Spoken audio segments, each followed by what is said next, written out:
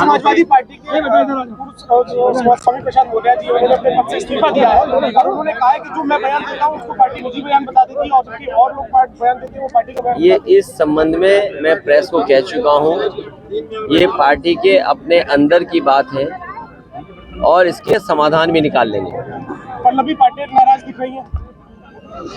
इस समय है नाराजगी का और ये समय है नाराज होने का भी। किसानों ने देखिए,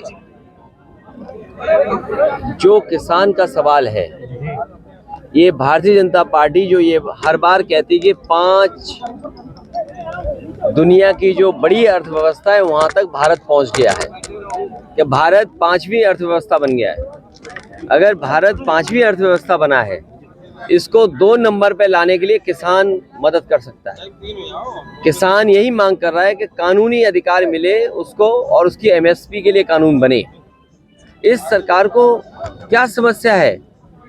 जो सरकार ये कहती है कि हम दुनिया में अपनी 5वीं अर्थव्यवस्था पे पहुंच गए हैं, यही अर्थव्यवस्था 2 पर 1 पर पहुंच सकती है अगर किसानों को एमएसपी मिल जाए, उनकी आय 2 गुनी का कार्यक्रम बन जाए, जो भारतीय जनता पार्टी ने अभी तक बनाया हो। ये वही भारतीय जनता पार्टी है जिसने अभी कुछ दिन पहले स्वामीनाथन जी को भारत रत्न दिया, इस देश के बड़े किसान नेता चौधरी सिंह जी को भारत रत्न दिया। अगर आप किसान के नाम पर 2 लोगों को भारत रत्न दे रहे हैं तो आपको एमएसपी के लिए कानून बनाने में क्या दिक्कत है? ये भारतीय जनता पार्टी बड़े लोगों के लिए काम करती है, 10% के लिए सब कुछ, और जो 90% की आबादी उसके लिए कुछ नहीं। यही भारतीय जनता पार्टी का काम करने का तरीका है। नेताजी हमेशा कहते थे कि जितना पाकिस्तान से खतरा नहीं है उससे ज्यादा चीन से खतरा है। तुम्हें कौन सा देश याद आ गया?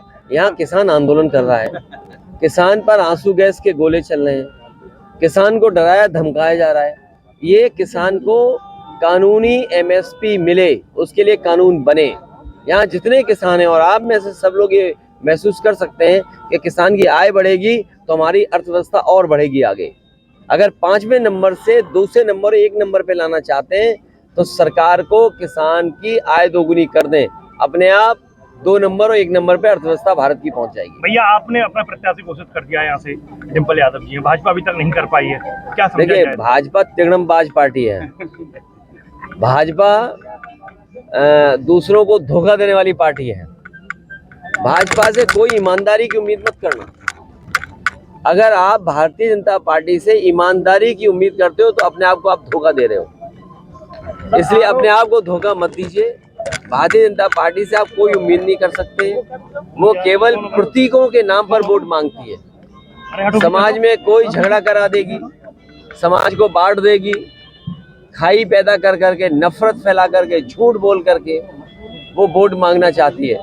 और इस बार तो भारतीय जनता पार्टी के सभी सांसदों की टिकट करने जा रही है, एक के सिवा, और जो वो एक है वो भी अपनी सीट बदलना चाहते हैं। तो सोचिए, जो पार्टी दिल्ली में 10 साल से राज कर रही है, उत्तर प्रदेश में लगातार 2 बार जनता ने सरकार बनाई हो, 17 साल से सरकार चल रही हो, वो अपने सांसदों की टिकट काटने जा रही हो।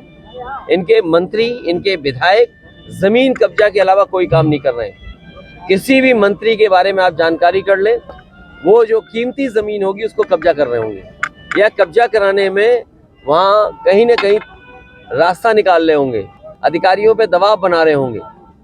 अगर ये बात सही नहीं है तो आप बताओ हमें।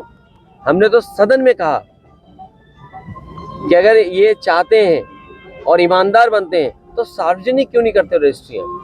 आप रजिस्ट्रियाँ सार्वजनिक करिए, अयोध्या की कर दो, गोरखपुर की कर दो, लखनऊ की कर दो, मैनपुरी की कर दो, इटावा की कर दो, आगरा की कर दो, तो आपको पता लग जाएगा कौन सबसे बड़ा भूमाफिया है। भारतीय जनता पार्टी से बड़ा भूमाफिया कोई नहीं है। भाजपा कह रही है कि